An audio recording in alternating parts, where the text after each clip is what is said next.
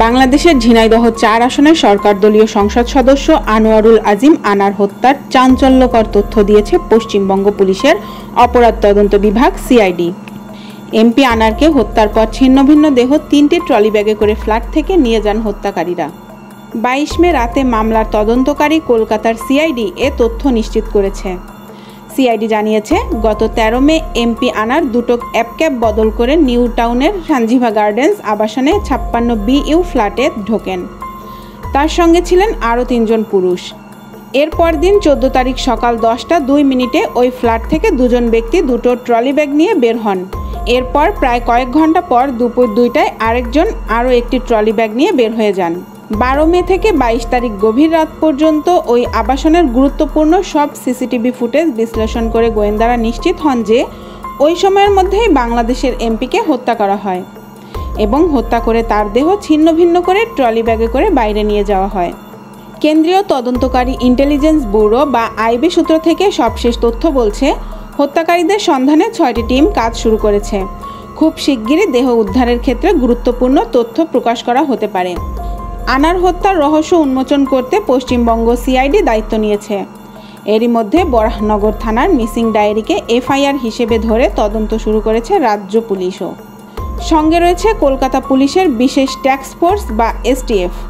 সংশ্লিষ্ট বিভিন্ন সূত্র বলছে, ১৩ তারিখ এমপি ৫৬ বিইউ ফ্ল্যাটে ঢুকে যাওয়ার পরই ৩ জন সেখানে প্রবেশ করেন। এর মধ্যে একজন মধ্যবয়স্ক নারীও ছিলেন। তারা সেখানে কয়েক ঘন্টা থাকার পর ফ্ল্যাট থেকে বের হয়ে যান। তবে এমপি আনারকে আর ফ্ল্যাট থেকে বের হতে দেখা যায়নি সিসিটিভির ফুটেজে। সূত্রগুলোর একটি বড় অংশ মনে করছেন, যারা এই হত্যায় জড়িত তাদের সঙ্গে পূর্ব পরিচয় ছিল আনারের এবং এই নৃশংস হত্যাকাণ্ডটি এমপির পরিচিতরাই কেউ করেছেন বলেও গোয়েন্দারা ধারণা করছেন।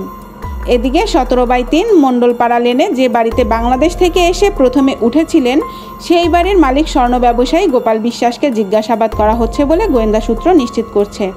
সূত্র বলছে, মামলার তদন্তের স্বার্থে গোপাল বিশ্বাসকে জিজ্ঞাসাবাদ করা হচ্ছে। ভারতের চলমান জাতীয় নির্বাচনের সময় এ ধরনের একটি হত্যাকাণ্ডকে অত্যন্ত গুরুত্বের চোখে দেখছে দেশটির গোয়েন্দা কর্মকর্তা থেকে কূটনৈতিক মহল। দেশটির পররাষ্ট্র ও খোদ কেন্দ্রীয় স্বরাষ্ট্র মন্ত্রণালয় থেকে মামলার গতি প্রকৃতির উপর নজর রাখা হচ্ছে বলেও গোয়েন্দা কর্মকর্তারা নিশ্চিত করেছেন।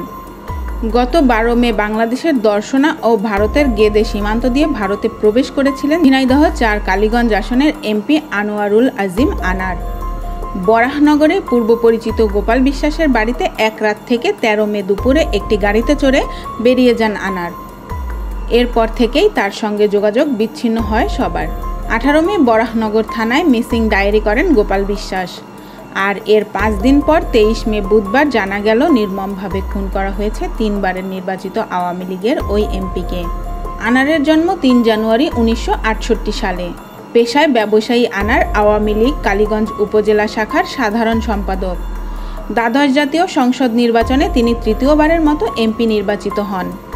ঝিনাইদহ ৪ আসন থেকে ৩ বার ২০১৪, ২০১৮ ও ২০২৪ নির্বাচিত আনার একজন ক্রীড়া সংগঠক এবং একসময়ের জনপ্রিয় ফুটবল খেলোয়াড়। ছাত্রজীবন থেকে তিনি বঙ্গবন্ধু শেখ মুজিবুর রহমানের আদর্শ নিয়ে রাজনীতিতে শুরু করেন। স্থানীয় পৌরসভা নির্বাচনে কাউন্সিলর হিসেবে ভোটের রাজনীতি শুরু করেন তিনি। এরপর বিশাল ভোটের ব্যবধানে উপজেলা পরিষদ নির্বাচনে জয়ী হন আনার।